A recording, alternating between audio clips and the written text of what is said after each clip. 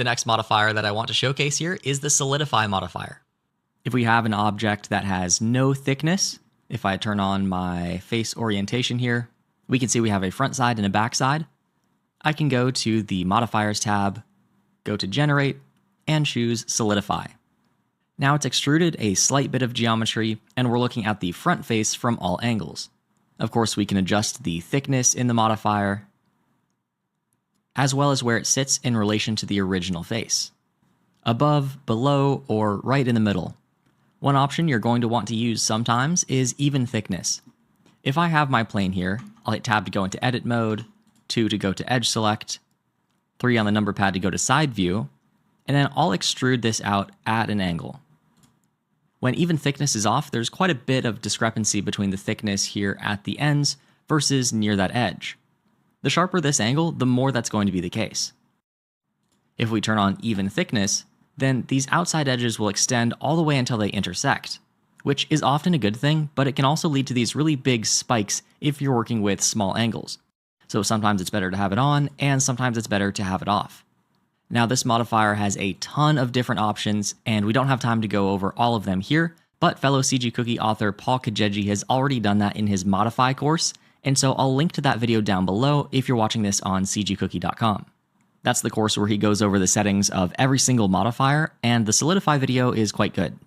For the purposes of this course though, I just want you to know that you can also switch the mode from simple to complex, where we then have, instead of an option for even thickness, we have a thickness mode that can be set to fixed, which is similar to uneven thickness, even, but then also constraints. To see the difference here, let's go ahead and take an edge and move it along the x-axis instead of the y or z. This is something that the simple method has a lot of trouble with. You can see the result here is just absolutely garbage. If I turn on even thickness, it's not really a whole lot better. If I turn off the modifier, you can see that this is a pretty valid result to send to the modifier, but the simple result just can't handle it. So we can switch over to complex and get a better result. As the name implies, complex is a little bit heavier to compute, so if you have a really dense mesh, it is going to be slower. But for most meshes, you're honestly probably not going to notice any difference in speed. Here we can see the difference between even, which gives us a result more similar to the first one, but the constraints method is a bit more advanced and takes more edges into account to try to get that flatter result. In the complex mode, we also have an option for boundary, which if we have holes in our mesh, which I'll delete these vertices and then take this center face, I to inset, and then I'll just grab this up along the z-axis and then delete and faces, such that we have a hole. We can either go with the default extrusion along the normals, or alter that a bit to make it more round, or set it to flat, such that it looks like it just got completely shaved off. The complex mode can also do a pretty interesting thing, which is resolve cases where the normals are facing different directions.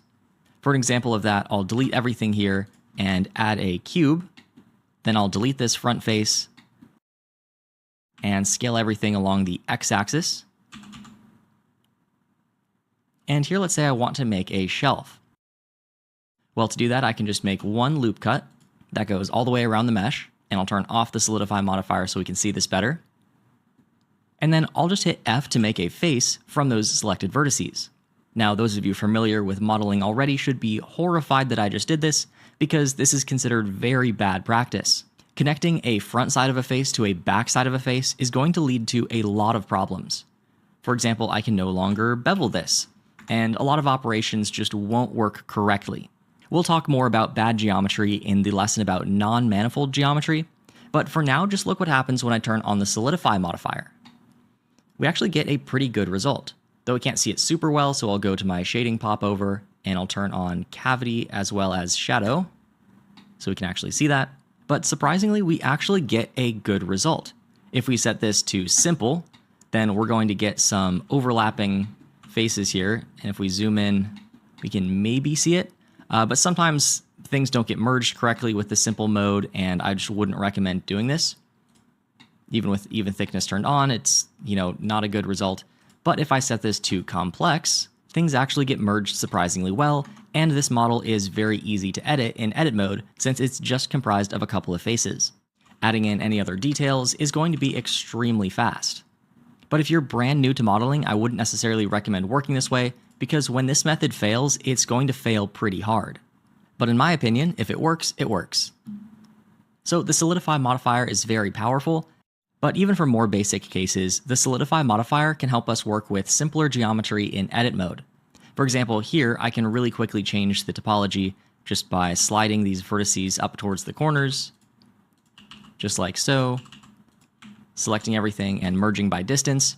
Whereas if this was extruded manually and I did not have the Solidify modifier, then any selection I make, I'm going to have to select all the way through the mesh and make sure I have the whole loop selected and things like that.